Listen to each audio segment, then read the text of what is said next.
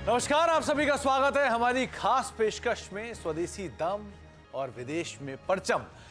दरअसल गणतंत्र दिवस की आप सभी दर्शकों को हमारी तरफ से शुभकामनाएं। देश अपना 75वां गणतंत्र दिवस मना रहा है और ये मौका अपनी उपलब्धियों का जश्न मनाने का है। चांद पर भी हमने शान से तिरंगा फहराया और भारत की आर्थिक शक्तियों की पूरी दुनिया में परचम भी लहरा रहा है।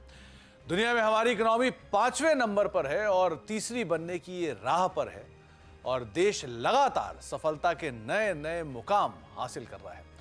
विकासशील भारत से विकसित भारत बनने तक की राह में हम बड़ी तेजी से आगे बढ़ रहे हैं और आज भारत के भरोसे से भरा देश है।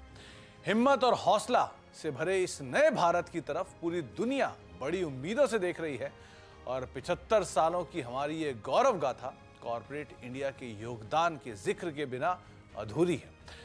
हमारे देश की कई ऐसी कंपनियां हैं जो कि विदेश में सफलता की विजय पताका फहरा रही हैं और देश के ये असली मल्टीनेशनल हमारी आन बान शान है। इस खास मौके पर हम कुछ ऐसे ही भारत रत्नों का जिक्र करेंगे जिन्होंने पूरी दुनिया में हमारा सर फक्र से ऊंचा कर रखा है।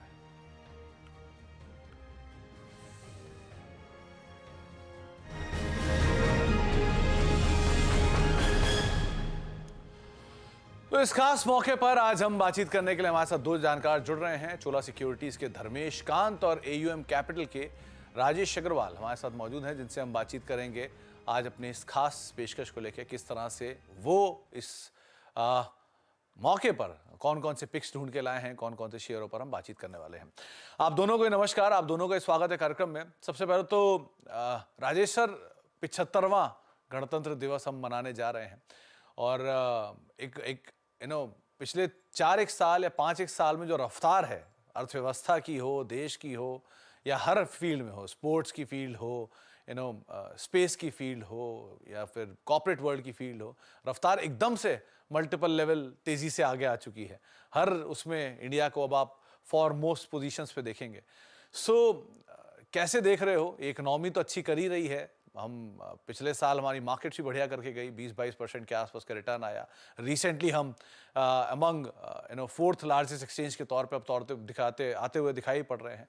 सिचुएशन बहुत बदली है अर्थव्यवस्था की, भारतीय बाजारों में भी और ओवरऑल इकोनॉमी की भी। आप कैसे लीड कर रहे हो अभी सिचुएशन को? क्या कहोगे आप मार्केट्स को लेकर? गुड आफ्टरनून सुमित जी, धर्मेश जी। आपने सही कहा, 75वां साल और जिस रफ्तार से हम बढ़ रहे हैं पिछले कुछ सालों में, वो वाकई काबिले तारीफ है। हम सब भारतीयों के लिए एक बहुत फख्र की बात है। होता ये है सुमित जी कि जब गाड़ी स्टेशन से निकलती है ना, तो थोड़ी स्पीड कम रहती है और थोड़ी आगे जाने के बाद स्पीड बढ़ती जाती है। तो वही हाल है। शुरुआत में देश जब आजाद हुआ 75 साल पहले, कह लीजिए उस समय जो स्पीड थी और आप जो स्टेशन से निकली हुई गाड़ी अब बुलेट ट्रेन की तरह दौड़ रही है। और मुझे नहीं लगता कि आने वाले दिनों में इसमें कोई दिक्कत आने वाली है, क्योंकि जिस तरीके से सरकार का रवैया है और ये जो राज्यों के इलेक्शन के बाद लगभग ये पूरी तरीके से तय हो चुका है, लगभग तय हो चुका है। मैं कहूँगा कि मौजूदा सरकार ही रिपीट होने वाली है, तो इससे इकोनॉमिक पॉलिसी वगैरह में कोई बड़े बदलाव की हमें लगता नहीं है कि कोई रुकावट आएगी और ये जो भारत का डंका है वो दुनिया में बनता रहेगा, बसता रहेगा। धर्मेश सर, बहुत सारे ट्रिगर्स कामकाज कर रहे हैं भारतीय अर्थव्यवस्था के लिए सो फार, जिसमें पहला एक तो हम ऑब्वियसली कंजम्पशन ड्रिवन स्टोरी है, बहुत सालों से हम इसी स्टोरी को प्ले कर रहे हैं। प्लस चाइना +1 की एक बड़ी थीम इंडिया के लिए कामकाज कर रही है। गवर्नमेंट स्टेबल हो चुकी है, एफआई का फ्लो लगातार बना हुआ है, ब्रिक्स में एक बढ़िया जगह पर हम मौजूद हैं। बाकी इकोनॉमी से कंपैरिजन में हमको स्टेबल गवर्नमेंट के तौर पे, स्टेबल इकोनॉमी के तौर पे देखा जाता है। सो फार टेलविंड बहुत स्ट्रांग है। तो ये टेलविंड क्या कंटिन्यू करेगा? आने वाली सिचुएशंस को देख के आप क्या रीड कर रहे हो?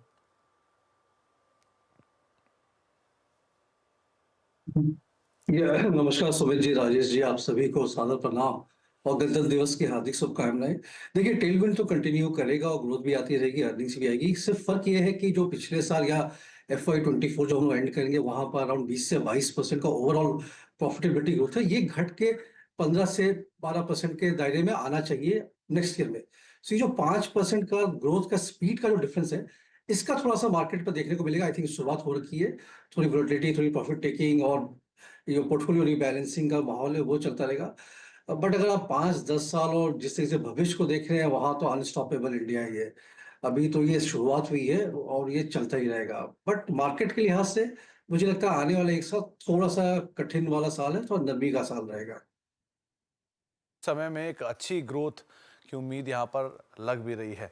तो आने वाले समय के लिए धर्मेश सर, क्योंकि सो फार जो सिचुएशन रही है इकोनॉमी की, उसमें एक बढ़िया पेस ऐड हुआ है। मतलब पिछले कुछ समय कंपैरिजन देखें और अभी के कंपैरिजन देखें, पेस बहुत तेज बढ़ा है। तो ये आने वाले टाइम के लिए पेस और ज़्यादा तेज होगा। जो अभी राजेश सर कह रहे थे कि पहला गियर दूसरा गियर स्लो रहता है, चौथे पांचवें के बाद स्मूथ हो जाती है गाड़ी, क्या ये गाड़ी और स्मूथ होने वाली है क्या? डेफिनेटली मे बी 1 साल के बाद और स्मूथ हो जाएगी, बट बीच में कभी-कभी सिग्नल्स आ जाते हैं जहाँ पे आपको रुकना पड़ता है। तो मुझे लगता है फर्स्ट सेकंड गियर तो क्रॉस कर गए, थर्ड गियर पे जाने का समय है, बट एक छोटा-सा स्लो डाउन का अर्निंग्स ग्रोथ के हिसाब से समय आएगा। नेक्स्ट 2 क्वार्टर्स थोड़े से म्यूटेड रहने चाहिए, वहाँ पर आपको 12-15% ज़्यादा का अर्निंग्स ग्रोथ मिलेगा नहीं।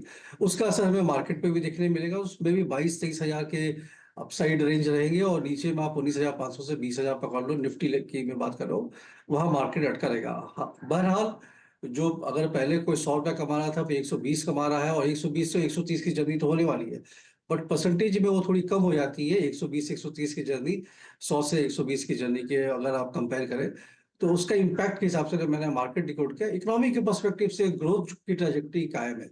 और कंजम्पशन जैसा आपने पहले हाइलाइट किया, कंजम्पशन और जो निश सेगमेंट्स हैं, वहाँ पर सबसे ज़्यादा आई मीन ग्रोथ और तेज़ी मिलेगी आपको। तो इस बढ़ती रफ्तार में अब कुछ स्टॉक्स जिनका जिक्र हम हर बार करते ही हैं, जिनके ऊपर आपको बेट करना चाहिए, जहां जहां पर आप दांव लगा सकते हैं। तो अब शुरुआत राजेश सर से। राजेश सर, पहला नाम आपकी तरफ से क्या लग रहा है आपको, कौन सा होना चाहिए? देखिए, शो का प्रमाइस है स्वदेशी दम विदेश में परचम।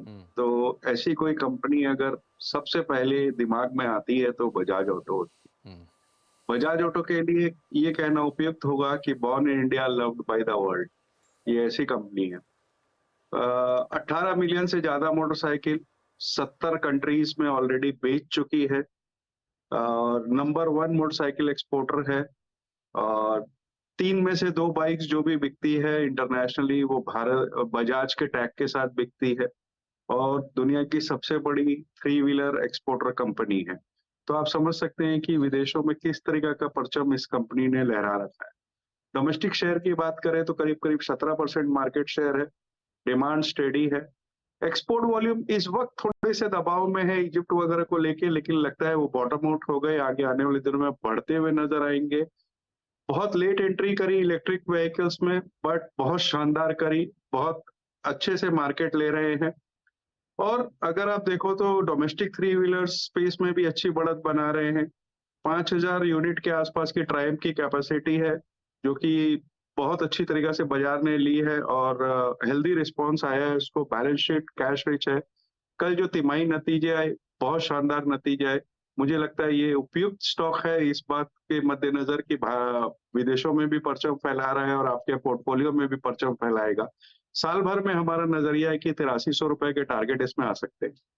तो हर 3 में से 2 गाड़ी एक्सपोर्ट करने वाला, दुनिया के करीब करीब 70 देशों में माल बेचने वाला हमारा बजाज, इसके ऊपर आप नजर रखेंगे 8300 रुपए के टारगेट्स के लिए। राय सर, कोई डिस्क्लेमर भी है क्या कि यूज किया कभी आपने? प्रिया, सॉरी? बजाज प्रिया भी यूज की हो या चेतक यूज की हो, ऐसा कोई डिस्क्लेमर भी है क्या?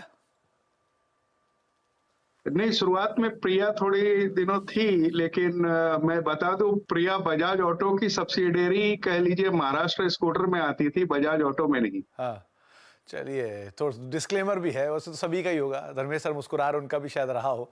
ऑलमोस्ट हम सब ने ही एक ना एक बार ये स्कूटर चलाई जरूर होगी। धर्मेश सर, अब पहला नाम आपकी तरफ से, डिस्क्लेमर आप भी देना चाहो दे सकते हो बजाज का, ऐसा कोई दिक्कत नहीं है, लेकिन पहला नाम आपकी तरफ से।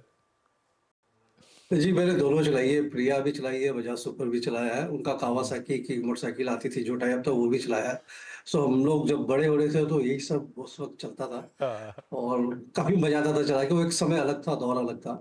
और इसी को आगे बढ़ाते हुए आई मीन स्वदेशी दम और विदेश में प्रचम जो है, इस कॉन्सेप्ट में अगर देखें तो 90 टू 93 में जो इंडिया का पूरा कॉन्सेप्ट चेंज हुआ और एक हम लोगों ने ओपन अप इकोनॉमी की और पूरा जो आपको बैलेंस ऑफ पेमेंट और फॉरेन एक्सचेंज रिजर्व का यहाँ प्रॉब्लम आता था, ये सब मुश्किलों से दूर करने में सबसे बड़ा योगदान जिस क्षेत्र का था, जो सेक्टर का था, वो आईटी क्षेत्र का था। और वहाँ पे टीसीएस जो है एक नाम है, जहाँ पे पिछले 20-22 साल में जिस तरीके से वेल्थ क्रिएट किया है, वो तो फिनोमिनल है ही। अभी 1-2 साल से थोड़ी सी थोड़ी सुस्ती छाई हुई है सेक्टर में, बट मुझे नहीं लगता है कि ये सुस्ती ज्यादा देर टिकने वाली है। 2,40,000 करोड़ का साल का इनका आय होता है, 45,000 करोड़ का इनका प्रॉफिटेबिलिटी रहता है, 47-48% के आसपास का इनका रिटर्न ऑन इक्विटी है। सो एक बेहतरीन कंपनी, बेहतरीन मैनेजमेंट, मतलब टाटा ग्रुप की तो खैर 100 साल पुरानी हिस्ट्री है इंडिया में कंट्रीब्यूशन में, और इतना इम्पेकेबल कॉर्पोरेट गवर्नेंस शायद ही कहीं मिलता है। मुझे लगता है जिस तरीके से इन्होंने Q3 रिजल्ट के बाद जो मैनेजमेंट की कमेंट्री थी, उस हिसाब से आने वाले समय में थोड़ा सुधार होना चाहिए। Interest rate cycle peak out होगा तो उसका सीधा फायदा इनको मिलेगा। और ये थोड़ा डाइवर्सिफाइड है इनके बिजनेस सेगमेंट में, ये हर क्षेत्र में कार्यरत है। टीसीएस बीएफएसआई में बहुत ज्यादा वेटेज नहीं है कंपेयर टू से अगर आप इन्फोसिस की बात करें। और वैल्यूएशन के हिसाब से मुझे लगता है कि काफी सस्ते दाम पे अभी मिल रहा है। मार्केट में जो करेक्शन आ रहा है या स्टॉक प्राइस में जो करेक्शन है, इसका फायदा उठाएं, इसको एक्यूमुलेट करें। आने वाले समय में मुझे लगता है इनका margin improvement around 100 basis point होगा 1.5 से 2 साल की अवधि के हिसाब से। और प्रॉफिटेबिलिटी ग्रोथ जो इनका 12-13% का आईएनआर टर्म्स में कैगर रहा पिछले 10 साल का, उसमें ये वापस आ जाएंगे, बैक टू बेस रहेगा। और उस हिसाब से अगर आप देखिए तो 30-31 का इनका हायर साइड का मल्टीपल मिल सकता है पी के बेसिस पर। बट 26 के हिसाब से अगर एक साल फॉरवर्ड का पी मल्टीपल को डिस्काउंट पे तो 4200 का स्टॉक प्राइस टारगेट निकल के आता है। तो टीसीएस पे बाई करने की सलाह रहेगी, थोड़ा पेशेंस रखें, अच्छे रिवार्ड मिलेंगे इसमें। 4200 रुपए के टारगेट्स के लिए आप टीसीएस को देख सकते हैं। बायबैक का प्राइस जो है 4150 था दूसरे वाले का, उससे ऊपर के टारगेट धर्मेश्वर को यहां पर इसमें दिखाई पड़ रहे हैं। राजेश सर, आपकी तरफ से अब दूसरा नाम पीसीबीएल का रहेगा सुमित जी। अगर आप देखो तो भारत की सबसे बड़ी और विश्व की 7वीं सबसे बड़ी कार्बन ब्लैक की कंपनी है, जो कि ग्लोबल मार्केट में एक स्ट्रॉन्ग प्लेयर है। और इनका कस्टमर बेस करीब करीब 50 से ज्यादा देशों में बना हुआ है। ऑटोमोबाइल स्पेस में जिस तरह की स्ट्रॉन्ग रिकवरी हुई और सब्सिक्वेंटली वो टायर स्पेस में भी होती हुई नजर आई, तो ये जो टायर स्पेस में रिकवरी हुई है, ये पीसीबीएल के लिए बहुत ही फायदेमंद साबित हुई। अब ये एक्सपोर्ट कंट्रीब्यूशन जो टोटल सेल्स में है, उसमें बहुत ज्यादा फोकस कर रहे हैं ताकि इनका एक्सपोर्ट्स का कारोबार बढ़ा जाए। और सबसे अच्छी बात है कि इनके जितने भी प्लांट्स हैं, उसमें सब में कैप्टिव पावर है, जिसके कारण से इनके एक तो मार्जिन्स में थोड़ा सा अच्छा बेनिफिट रहता है, और दूसरे जो एक्स्ट्रा पावर बचता है वो ग्रिड में भी भेज देते हैं। इस तिमाही के जो नतीजे आए बहुत शानदार आए। 21.5% के आसपास रेवेन्यू जंप था, 52% के आसपास बॉटम लाइन में जंप था, और 5.5 रुपए का इंटरिम डिविडेंड इन्होंने अनाउंस कर रखा है। मुझे लगता है कि साल भर में ये स्टॉक 380-390 के टारगेट तक बिल्कुल जा सकता है। यहाँ खरीदारी की सलाह है। Phillips carbon black limited, PCBL, ये इसका शॉर्ट फॉर्म है। राजेश सर, कोलकाता कनेक्शन तो नहीं है ना? बिल्कुल है साहब, कोलकाता की कंपनी है तो एक थोड़ा सा सेंटिमेंटल करेक्शन तो रहता ही है। लेकिन ये रिसेंटली एक बड़ा टाई अप कंपनी ने किया है ईवी स्पेस को लेकर भी, और वो माना जा रहा है कि कंपनी के लिए बड़ा गेम चेंजर हो सकता है, क्योंकि 3000 करोड़ रुपए के आसपास का केपेक्स वहां पर कर रही है कंपनी। 380 रुपए के टारगेट्स के लिए आप पीसीबीएल पर नजर रखिए। जब से वो टाई अप आया तब से स्टॉक के अंदर एक रफ्तार आते हुए दिखाई पड़ रही है। धर्मेश सर, दूसरा नाम आपकी तरफ से? तो भाई जी, फार्मा स्पेस से रहेगा। फार्मा स्टॉक्स में काफी ट्रैक्शन दिखने को मिला और नंबर्स भी अच्छे आए। जैसे प्लास और फार्मा की बात करें तो नंबर्स काफी सुधरते हुए नजर आए हैं। और मुझे लगता है इसमें एक जो है, जिसको शायद लोग नजरअंदाज हो गया या थोड़ी बहुत कठिनाई में था 4-6 महीना पहले, तो उसको लेके उसमें ट्रैक्शन नहीं आई थी, वो था डॉक्टर रेड्डीज लेबोरेटरीज। मुझे लगता है कि इनके जो मुश्किल के दिन थे वो ओवर हो गए। बेसिकली रशिया और यूक्रेन में इनकी काफी सप्लाईज होती है एक्टिव फार्मास्यूटिकल इंग्रेडिएंट्स की, और स्पेशलिटी इंटरमीडिएट्स जो जाती हैं केमिकल्स फार्मा की दवाइयां बनने में, वो उसके ये बहुत बड़े सप्लायर हैं। और कुछ जेनरिक मेडिसिन भी ये बनाते हैं। तो उस सप्लाई में सिपेज का प्रॉब्लम आ रहा था यूक्रेन को लेकर, जो कि रिस्टोर होता नजर आ रहा है, ऑलमोस्ट रिस्टोर हो गया मैनेजमेंट के हिसाब से। और रशिया में जो सप्लाई से वहां कंस्टेंट आई नहीं। तो इनका जो कंपाउंडिंग है 20-22% का, वो कंसिस्टेंट बेसिस पर चल रहा है। अगर आप रिटर्न रेशियोज देखें तो काफी अच्छी प्रॉफिटेबिलिटी है, 22% का इनका आरओई है। और पीई मल्टीपल के हिसाब से अभी 16-17 की पीई मल्टीपल पर ट्रेड का 1 साल आगे की बात करें, जबकि सिप्ला है या सन फार्मा है, जो लार्ज के फार्मा कंपनियां यहाँ है, वो अराउंड 26-27 के पीई मल्टीपल पर आ गए। तो एक वैल्यूएशन गैप भी बन के नजर आता है। मुझे लगता है कि आने वाले समय में ये कंसिस्टेंटी रहेगी और प्राइस में वापस से आपको ट्रैक्शन देखने को मिलेगा। सो अगर 1 साल का नजरिया है और आप इस गणतंत्र दिवस से दूसरे गणतंत्र दिवस तक इसमें इन्वेस्टेड रहना चाहते हैं, तो मिनिमम प्राइस टारगेट जो मेरे हिसाब से निकल के आता है वो 600 है।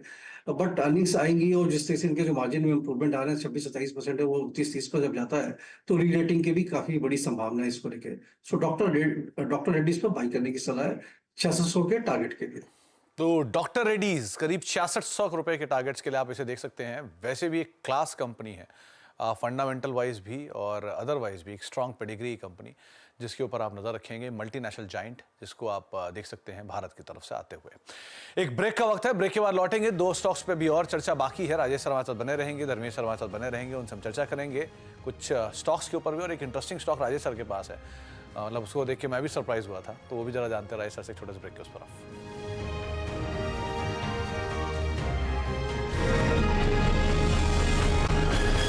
आप देख रहे हैं हमारी खास पेशकश, स्वदेशी दम विदेश में परचम, यानी कि वो कंपनियां जो हैं तो घरेलू लेकिन विदेशी बाजारों में भी उन्होंने धूम मचा रखी है। और इस श्रृंखला में अब तक हम 4 कंपनियों की बातचीत कर चुके हैं। राजेश सर हमारे साथ बने हुए हैं कलकत्ता से, और साथ ही साथ धर्मेश सर भी हमारे साथ बने हुए हैं, जिनसे हम बातचीत कर रहे हैं इसी तरह के तमाम कंपनियों के ऊपर, आइडियाज़ के ऊपर। राजेश सर, वो तीसरा नाम जो है वो आपकी तरफ से कौन सा है? क्योंकि एक इंटरेस्टिंग नाम मुझे प्रोड्यूसर साहब बता रहे थे कि है, आपने चुना है।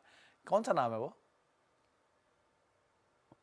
देखिए, जो नाम है वो मैंने पहले भी कई बार आपके चैनल पे 4 का चौका वगैरह दूसरे दूसरे प्रोग्राम्स में दिया हुआ है, बहुत नीचे के भाव से। नाम GIC-RE है। सोल रीअश्योरेंस कंपनी है, भारत के इंश्योरेंस मार्केट में लगभग 4 दशक का एक्सपीरियंस है। और सबसे बड़ी बात है, जो हमारा थीम है आज के शो का प्रमाइस है, विदेश में परचम, तो जी चलिए राजेश सर से शायद, हाँ राजेश सर, इस कंपनी ने करीब करीब 140 देशों में अपनी प्रेजेंस बना रखी है। भारत की बात की जाए तो 54 डायरेक्ट जनरल इंश्योरेंस और लाइफ इंश्योरेंस कंपनी को ये री इंश्योरेंस प्रोवाइड करती है। अभी तक इनका जो घरेलू बाजार से बिजनेस आता है वो करीब 70% का है, जो कि कंपनी ये कोशिश कर रही है कि आगे आने वाले दिनों में 50-50 दोनों तरफ से, विदेशी बाजार और देसी बाजार से 50-50 आए। भारतीय बाजार में बहुत लगातार ग्रोथ बनी हुई है। और सबसे अच्छी बात है कि कंपनी का फोकस बैलेंस शीट स्ट्रेंथनिंग में, ऑपरेटिंग परफॉर्मेंस अच्छी करने में, और मुझे लगता है ये स्टॉक 400 के ऊपर जाता हुआ अगले 2-3 क्वार्टर्स में बिल्कुल दिखता है। तो इस वजह से यहाँ खरीदारी की सलाह है। सरप्राइज था ये कि ये कंपनी का कारोबार विदेशों तक फैला हुआ है। ये राजेश सर से आज सुनने सीखने को मिला। लेकिन 400 रुपये प्लस के टारगेट्स के लिए आप GIC-RE को देख सकते हैं। धर्मेश सर, तीसरा नाम आपकी तरफ से। जी, मार्केट के दिग्गज रिलायंस इंडस्ट्रीज पे बाई करने की सलाह रहेगी। देखिए, रिलायंस के Q3 के नतीजे इनलाइन ही थे और इनके जो चारों सेगमेंट है मोनोलिस्टिक कर रहे हैं। रिफाइनिंग है वो मुझे लगता है आने वाले 2-3 साल में ज़्यादा प्रॉफिटेबिलिटी कंट्रीब्यूट नहीं कर पाएगा और इनका शेयर घटेगा इनफैक्ट प्रॉफिटेबिलिटी कंट्रीब्यूशन में, और 2-3% का डिग्रोथ मिल सकते हैं। But oil and gas segment है, वहां पर बहुत अच्छा ट्रैक्शन मिल रहा है। 15-16% के आसपास का कैगर मिलना चाहिए 2 साल के हिसाब से। जियो प्लेटफॉर्म्स में 20% का कैगर मिलना चाहिए, और जब 5G रोल आउट होता है तो वहां पर फिर इनके आरपूस भी आपको बढ़ते हुए नजर आएंगे, जो कि 180-185 है, ये 200 की तरफ जाना चाहिए 2 साल में। और रिटेल बिजनेस तो 12-13% के आसपास से ग्रो कर रहा है, वो 15% के आसपास से कैगर वहां भी मेंटेन होना चाहिए। ये 4 वर्टिकल कंट्रीब्यूट करेंगे। और बाद में रिलायंस एनर्जी का जो इनका कॉन्सेप्ट है, चाहे वो विंड के लिए कंपोनेंट्स बनाने का हो, विंड पावर जनरेशन जो होता है, फिर सोलर पावर में जो पैनल्स लगते हैं, फिर बैटरी स्टोरेज होता है, उनकी कंपोनेंट बनाएंगे। और हाइड्रोजन एनर्जी की बात कर रहे हैं तो उसमें भी कार्य चला, वर्किंग प्रोग्रेस है, बट वो उससे भी आने वाले समय में काफी अच्छा कंट्रीब्यूशन मिलना चाहिए। 75,000 करोड़ के आसपास पिछले साल की इनकी प्रॉफिटेबिलिटी थी। हम लोग का ये मानना है कि FY26 तक की 1,03,000 करोड़ के आसपास का प्रॉफिट आएगा। तो एसओटीपी सम ऑफ पार्ट्स अलग अलग बिजनेस का अगर वैल्यूएशन निकाल के रखे तो अराउंड 3100 के आसपास का प्राइस टारगेट निकल के आता है। काफी दमदार कंपनी है, स्टेबल कंपनी है, मार्केट लीडर रहा है सदियों से और रहेगा आने वाले समय में, तो इस पे बाई करने की सलाह है। देश की सबसे बड़ी कंपनी रिलायंस इंडस्ट्रीज पे खरीदारी करके चलने की राय धर्मेश सर की तरफ से आ रही है 3100 रुपए के टारगेट्स के लिए। 6 स्टॉक से बातचीत हो चुकी है। शुरुआत करता हूं राजेश सर के 3 नामों पर, जहां पर उन्होंने पिक किया सबसे पहले देश की सबसे बड़ी 2 व्हीलर एक्सपोर्टर बजाज ऑटो को, फिर Phillips carbon black, PCBL, strong number, strong capex के बीच में, और इंश्योरेंस स्पेस से जीआईसी आरई, जिसको राजेश सर की तरफ से चुना गया है। इसके अलावा धर्मेश सर की तरफ से तीनों दिग्गज देश की अलग अलग क्षेत्र के, doctor Reddy's, pharma major, IT major TCS, और देश की सबसे बड़ी कंपनी रिलायंस इंडस्ट्रीज, जिसके ऊपर आप बेट कर सकते हैं। डॉक्टर साहब, जाने से पहले जरा मुझे वो शॉट्स दिखाइए जो मार्च पास्ट रिहर्सल के और बाकी आ रहे हैं तमाम शॉट्स जो है। राजेश सर, कभी गए हो क्या आप ये 26 जनवरी की परेड में?